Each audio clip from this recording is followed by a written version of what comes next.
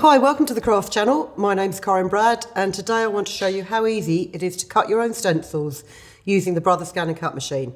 Now, I'm using the SDX1200, but all the machines are capable of cutting the material that we use, which is mylar, which is this opaque plastic film.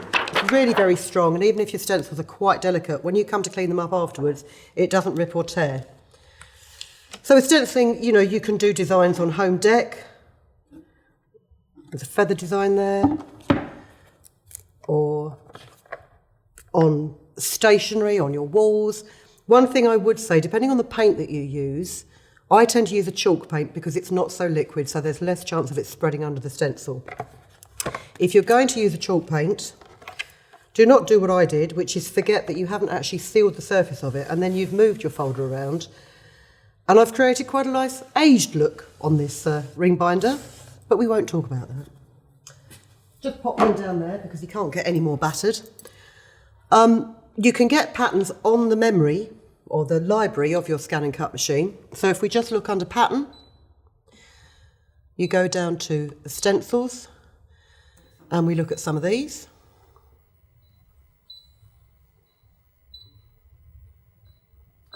It's quite a nice rose pattern there. Let's OK him. And let's just make him a little bit bigger.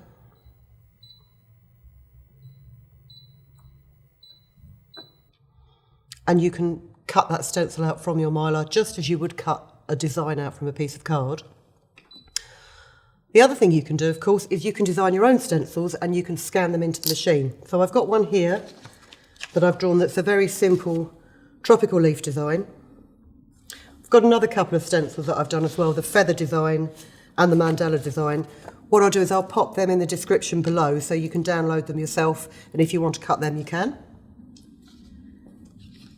And we will just take our brand new mat. It's a lovely sound. Now, because the brand new mats are always very sticky, I normally just lightly put a piece of paper onto it just to take the highest tack off. Put the design on there.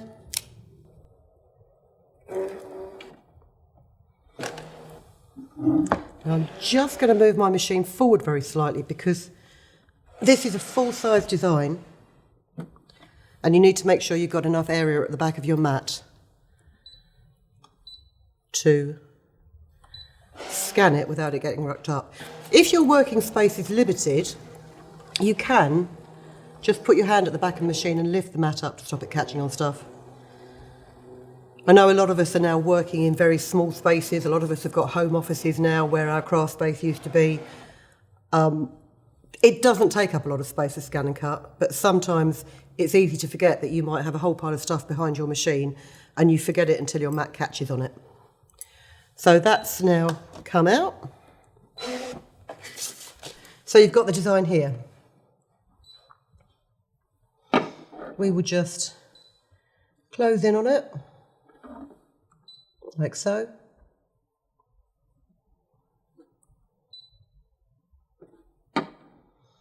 Yep, that looks fine to me. And I'll save it to my machine.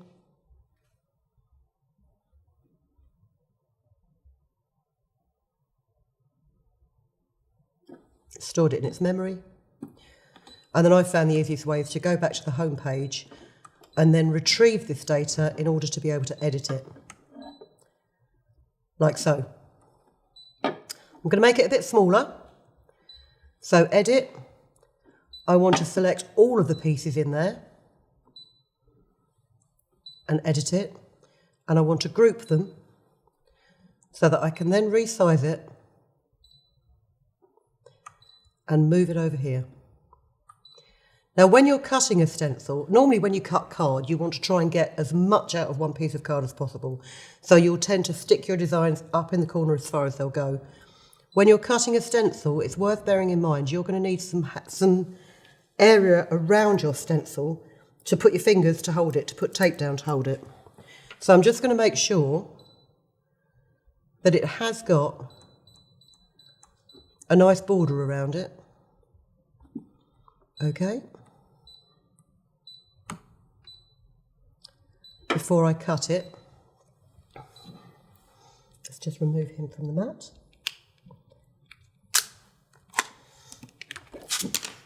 So I'm going to remove him from the mat. I'm going to remove the mat from the paper so I don't curl that paper too much. So it's lovely having a brand new mat. It's even lovelier having a day old mat.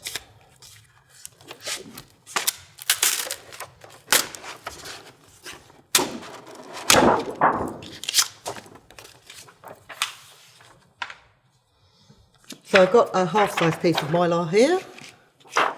We'll just pop this on the mat like so. Give it a good rub down. And a couple of things that you want to check before you cut your stencil is you want to check that you don't have the half cut method on, which I have done before when I've been cutting vinyl and then completely forgotten. And the other thing that I don't normally do, but it is worth doing, especially when you're changing material, is just to do a test cut. And the test cut will offer you a choice of shapes. So we'll go for a little tiny triangle. Okay. Just popped it up in the left-hand corner and we'll just do that test cut.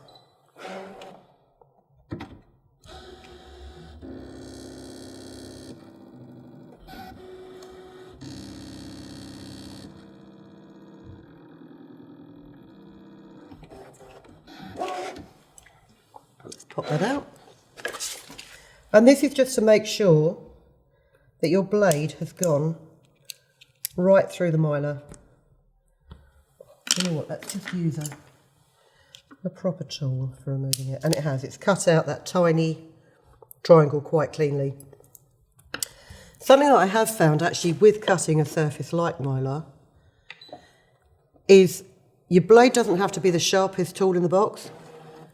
With paper, it's very obvious if your blade isn't sharp enough because it will start to burr on the paper.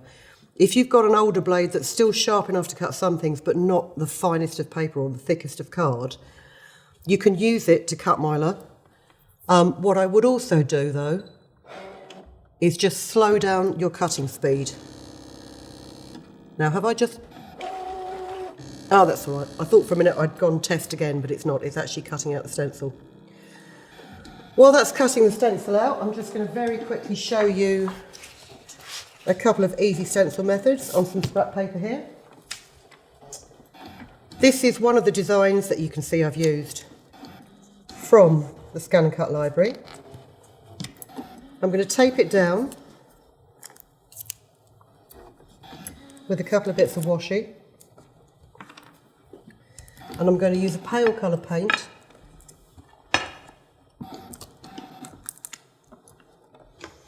Now, I had a look at home, I had one stencil brush, but I also had a number of what I call kids' craft brushes.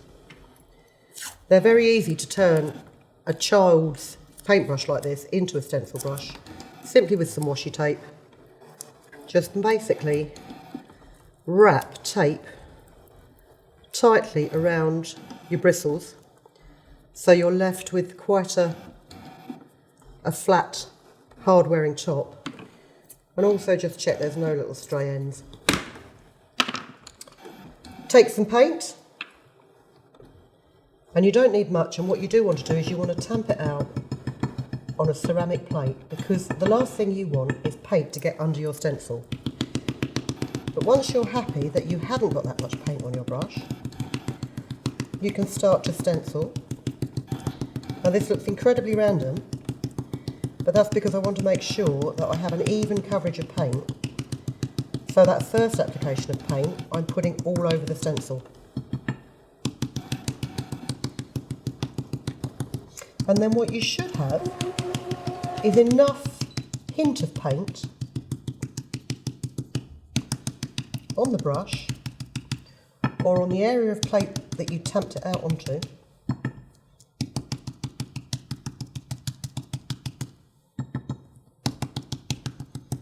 just fill in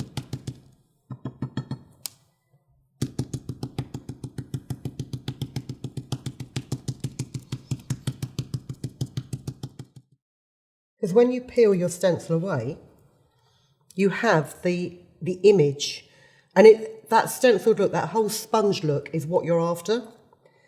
Now what you can do is what I've done on this exercise book, which is basically just overlaid that stencil design that's in the ScanNCut library time and time again. The other thing you can do is you can make yourself a mask. Not a face mask, but a stencil mask. And this is simply a mask of that stencil design. I laid it onto a piece of paper, I used a pencil to draw around the outer edges, and then I cut it with a pair of scissors. If you then take your mask and you find the way it is and you lay it over the top of your stencil, like so, hold it down with a couple of bits of tape,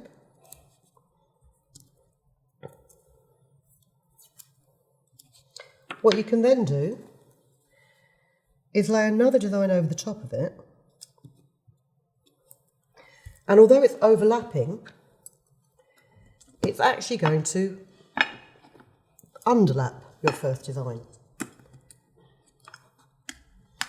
Let's just use a slightly darker colour of blue.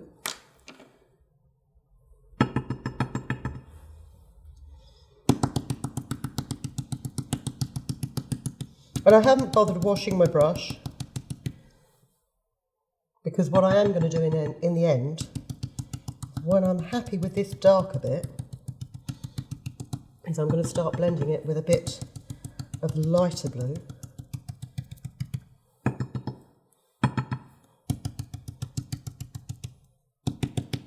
So when you peel the stencil away, and then you peel your mask away, you have two overlapping flowers. But what's happening is the flower that you did first is overlapping the flower that you did second. So that's another method of doing it. So you can have the overlapping method, you can have the masked method. And then just quickly, this out of here, you just peel away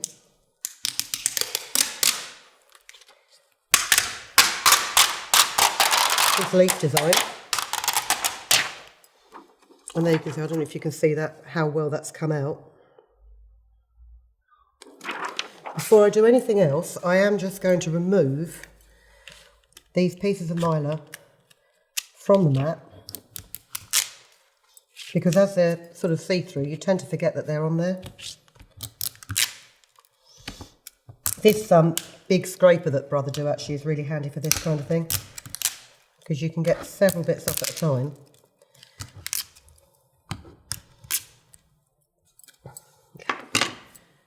And just pop the protective film that comes with every new mat back on the top to keep it pristine. The leaf stencil will come out.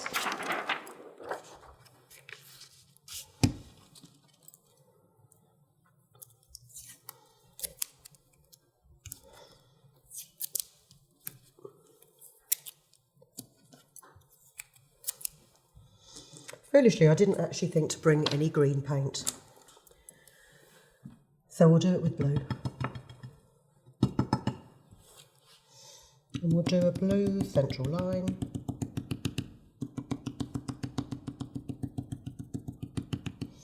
And we'll have it slightly darker on this side.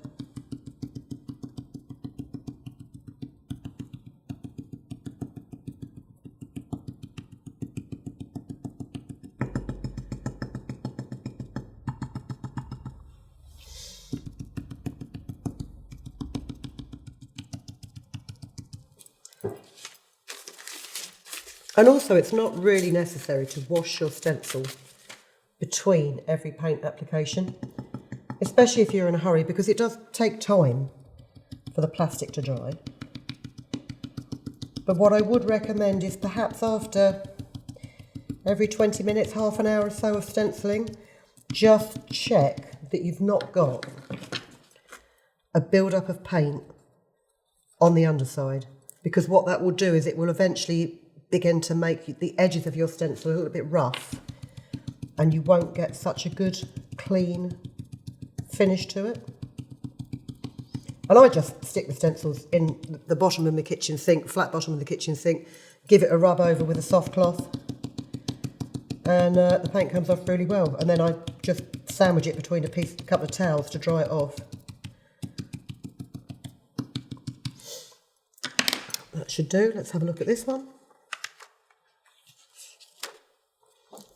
There you go.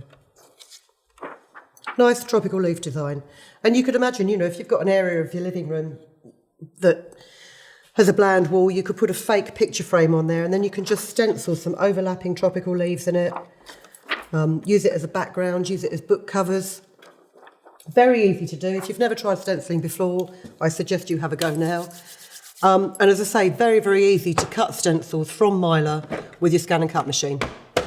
So I hope you enjoyed that demonstration. I hope you'll come and see us again very, very soon. We've got lots more ideas for you coming up. In the meantime, stay safe. Thank you very much for watching, and we'll see you soon. If you've been inspired to create, please share your makes with us in the comments section below.